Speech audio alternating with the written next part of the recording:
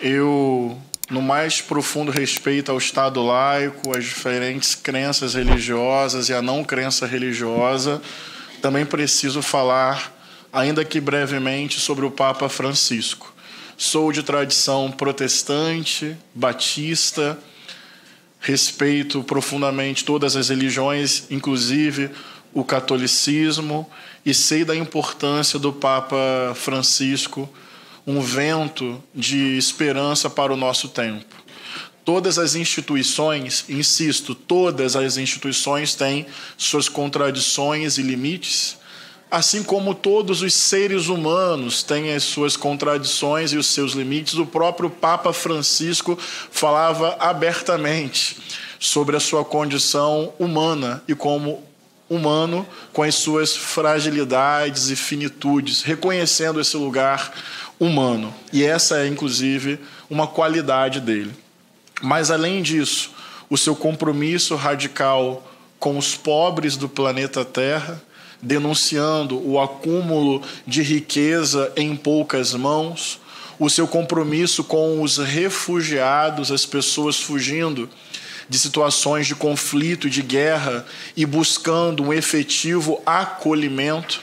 Então, o Papa Francisco, um defensor desse mundo das pontes e não dos muros, da hospitalidade e não da hostilidade, do acolhimento e não da indiferença, da paz e não da guerra, da partilha e não do acúmulo, e alguém que defendia os refugiados.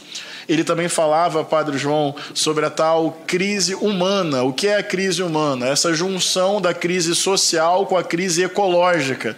E o Papa Francisco, com muita sabedoria, dizia, no fundo, esta é uma crise humana. E ele denunciava esse modelo econômico que idolatra o lucro e o dinheiro e desrespeita a casa comum, o planeta Terra, desequilibrando as relações do ser humano com o restante da natureza. Então, ele tratava o planeta Terra como casa comum. E o próprio capitalismo, Érica, coisifica tudo, mercantiliza tudo, transforma tudo em fonte de lucro. O Leonardo Boff tem essa denúncia também. Ele fala que o capitalismo transforma a Mãe Terra num depositário morto de recursos a serem explorados para o funcionamento do tal mercado.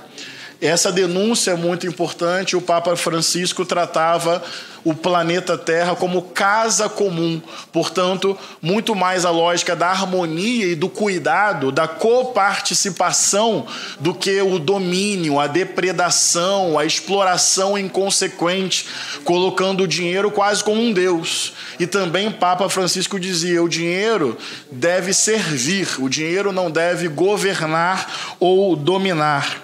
Além disso, ele tem um histórico de visitar presídios. Ou seja, ele via a dignidade em todas as pessoas e não trabalhava com a lógica do descarte, do punitivismo, do cancelamento. Ele, inclusive, um dos últimos atos dele, Padre João, não sei se eu estou correto, na última semana, uma das últimas agendas dele foi visitar um presídio. E nós vivemos uma cultura de descarte, de punição, de cancelamento simbólico e físico de tantas pessoas. E sabe o que é curioso, Raimon? Eu pesquisei, acho que estou certo, vocês podem até me ajudar. Ele fez muitos gestos pastorais, muito importantes para o nosso tempo, dentro de limitações que também são muito grandes. Mas em termos de mudança de doutrina, textual, literal, objetiva, formal, ele conseguiu produzir uma que é muito simbólica, que é a posição oficial do catolicismo contra a pena de morte.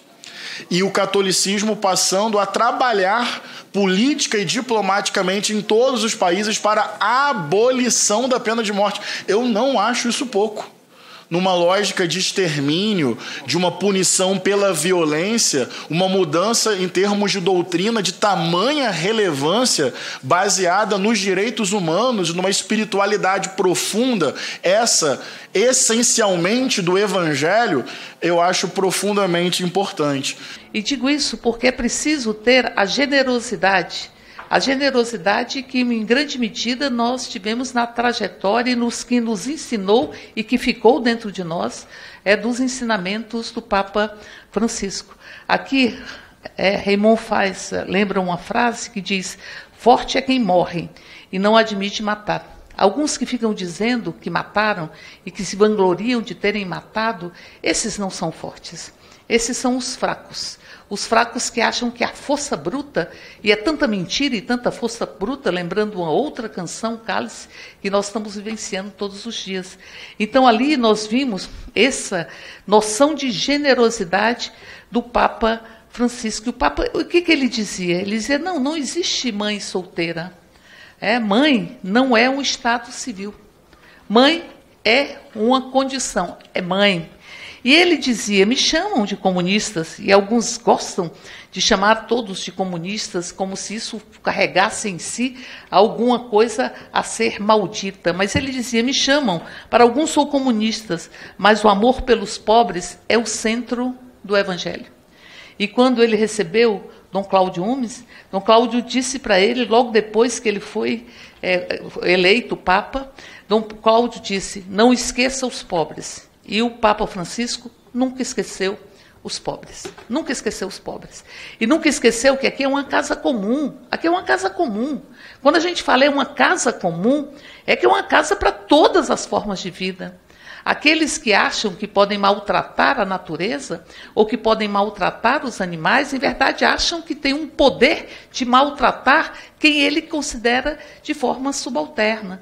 Então, portanto, o Papa Francisco, ele nos ensina o que significa você pregar a paz todos os dias. O que significa os ensinamentos de São Francisco de Assis, de Francisco e Clara, que estiveram sempre acolhendo todas as expressões de vida. E ali Papa Francisco dizia que quase todos os dias ligava para a igreja ali na faixa de Gaza e perguntaram para ele, o que o senhor disse? E ele dizia, eu não falo, eu escuto. E ali as crianças, que muitas vezes são escondidas ou que são ignoradas e são, mais uma vez, mortificadas, as crianças de Gaza, elas tinham o acolhimento do Papa Francisco, que pregava a paz entre os povos. Por isso, vai fazer muita falta para todas as pessoas que acreditam que o sentido do cristianismo é fazer com que o exemplo de Cristo fale através de nós, das nossas ações, de como nós nos comportamos. E o Papa Francisco também falava sobre o que significa tentar utilizar a palavra ou o nome de Cristo contra os ensinamentos de Cristo. Por isso, vai fazer muita falta e nós vamos seguir para dizer e lembrar sempre que, como dizia Papa Francisco, é preciso pontes e não muros. E dizia, uma pessoa que pensa em construir muros e não pontes não é cristão. E também dizia, gays são filhos de Deus e têm direito de constituir famílias. E dizia sempre que é preciso nos pautar pelo próprio amor. Por isso eu termino como comecei, lembrando a frase aqui que foi pontuada por Raymond, que é a frase de uma canção. Forte é quem morre e não admite matar. O que transformam a política em um instrumento de morte, a necropolítica, e acham que dominam os corpos, as vidas e a existência das pessoas, esses são fracos e esses não passarão, como diz Mário Quintana, esses não passarão e nós passarinhos, lembrando São Francisco de Assis e o Papa Francisco, com tantos passarinhos em nossas existências e em nossas vidas. Viva o Papa Francisco. Companheiro Amaury, o senhor que já foi deputado, existe algum ferimento do Estado laico aqui nessa nossa reunião de hoje? Nenhum, né? Você vê que riqueza, né? Se fala de um homem e não se está falando aqui, né, de nenhum proselitismo. Eu quero trazer aqui uma lembrança que, para mim, ela é também muito cara. Quando Henrique fala aí da pena de morte, Henrique, na teologia, né, São Tomás de Aquino, E, na verdade, quando o Papa fala que toda pena de morte deve ser abolida, né, deve ser tirada do cenário, é porque a gente tem, por exemplo, nos Estados Unidos, alguns estados que têm a pena de morte, e em várias partes do mundo. Mas na teologia de São Tomás de Aquino, existia uma permissão para tirar a vida do outro, que era o que a gente chamou de autodefesa. Em função de defender sua própria vida, você pode tirar a vida do outro. Na concepção do Papa Francisco, nem isso nos é permitido. É muita radicalidade, que não somos muitos os que entendemos isso. Né? É muito forte o que a gente está falando aqui. E por isso essa frase tão bonita que a Érica falou várias vezes aqui, né? Forte não é quem acha que vai gritar e brigar. Forte é quem morre, mas não admite matar.